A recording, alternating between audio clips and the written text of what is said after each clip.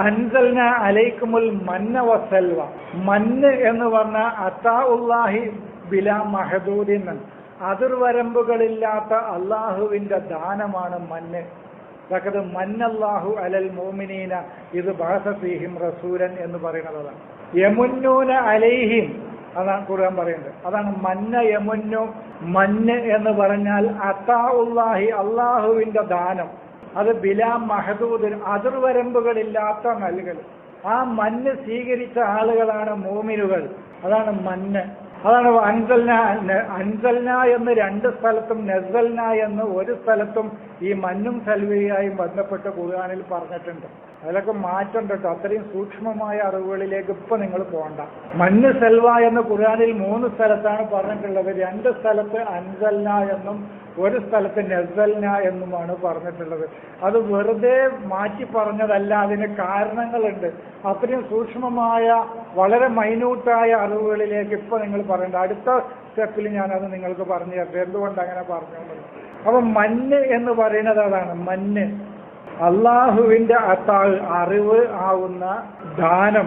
അതാഉല്ലാഹി ബിലാ മഹദൂദ്, ഹദ്ദില്ല, അതിർവരമ്പുകളില്ലാത്ത അള്ളാഹുവിന്റെ ദാനം എന്തുണ്ടോ അതാണ് അള്ളാഹുവിന്റെ മന്ന്. അത് ഞാൻ നിങ്ങൾക്ക് നൽകി, നിങ്ങളുടെ ചിന്തയിലേക്ക്, നിങ്ങളുടെ മനസ്സിലേക്ക് ഞാൻ നൽകി. സൽവ എന്ന് പറയുന്ന അതിൽ നിന്ന് നിങ്ങൾക്ക് ഒരുപാട് ചോദ്യങ്ങൾ വരും. ആ ചോദ്യങ്ങൾക്കുള്ള ഉത്തരവും വരും.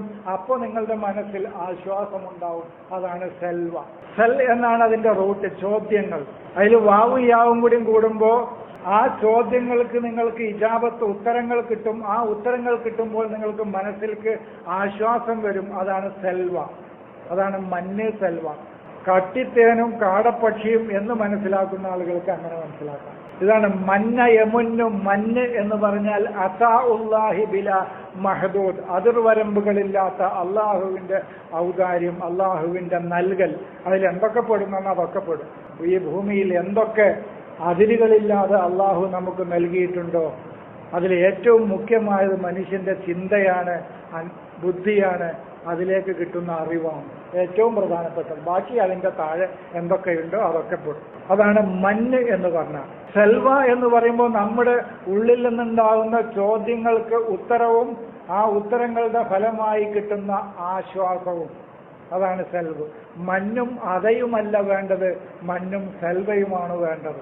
ലാ തുബ്തിലു സദഖാതികും ബിൽ മന്നി വൽ അദാ.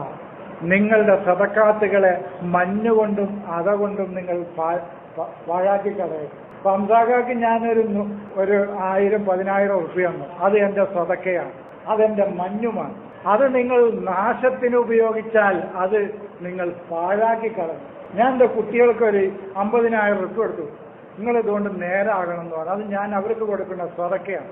നിങ്ങളിത് നല്ല രൂപത്തിൽ ഉപയോഗിച്ച് നിങ്ങളുടെ ഭാവിയിലേക്ക് നിങ്ങൾ നന്നാക്കണം എന്ന് പറഞ്ഞു. അത് ഒരാൾ അത് മൻഫഅത്ത്, അവരുടെ ഉപകാരപ്രദമായ രീതിയിൽ ആ സമ്പത്തിനെ അവർ വിനിയോഗിച്ചു. അവരതിനെ പാഴാക്കിയില്ല. അത് അവനോ സമൂഹത്തിനോ പ്രയോജനപ്പെടാത്ത ഉപദ്രവകരമായ വഴിയിലൂടെ അവൻ ആ മണ്ണിനെ അവനിൽ വിനിയോഗിച്ചാൽ അവൻ ആ സ്വതക്കയെ പാഴാക്കി നിഷ്ഫലമാക്കി കളയും. അതാണ് ലാ തുബ്തിലു സദഖാതികും ബിൽ മന്നി വൽ അദാ. നേരെ മറിച്ച് മന്നും സൽവയുമാണ് വേണ്ടത്. മനസ്സിലായോ? അതാണ് ലാ തുബ്തിലു സദഖാതികും ബിൽ മന്നി വൽ അദാ. ഒരാൾക്ക്, നമ്മൾ മക്കൾക്ക് തന്നെ വെച്ചോ, ഞാൻ എൻ്റെ 2 മക്കളെ വിളിച്ചിട്ട് 50,000 രൂപ വീതം കൊടുത്തു. അത് എന്റെ മണ്ണാണ്, അവർക്കുള്ള ദാനമാണ്.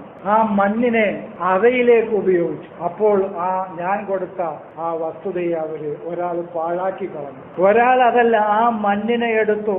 അതവന്റെ ജീവിതത്തിനും അവന്റെ ഉയർച്ചയ്ക്കും വേണ്ടി അവൻ അതിനെ ഉപയോഗിച്ചു. സമൂഹത്തിനും ഗുണകരമായി ഉപയോഗിച്ചു. അവന് ജീവിതത്തിൽ ആശ്വാസം കണ്ടെത്തി.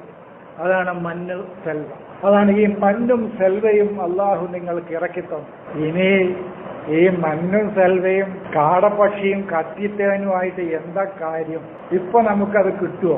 ആകാശത്തിന്റെ കാടപ്പക്ഷി ഇങ്ങോട്ട് ഇനി ശേഷം പറയുന്ന ചോദ്യം തന്നെ ലൻ നസ്ബിറ അലാ തആമിൻ വാഹിദിൻ, ഈ ഒറ്റ ഭക്ഷണം കൊണ്ട് ഞങ്ങൾക്ക് ക്ഷമിച്ച് കഴിയാൻ കഴിയില്ല എന്നാ പറയുന്നത്. എങ്ങനെ ഒറ്റ ഭക്ഷണം? ഇത് രണ്ടും 2 ഭക്ഷണമല്ലേ? അപ്പൊ തന്നെ തആമുൻ വാഹിദ് എന്ന് പറഞ്ഞാൽ തന്നെ പോക്ക സംഗതി. ഒറ്റ ഭക്ഷണമല്ല അത്.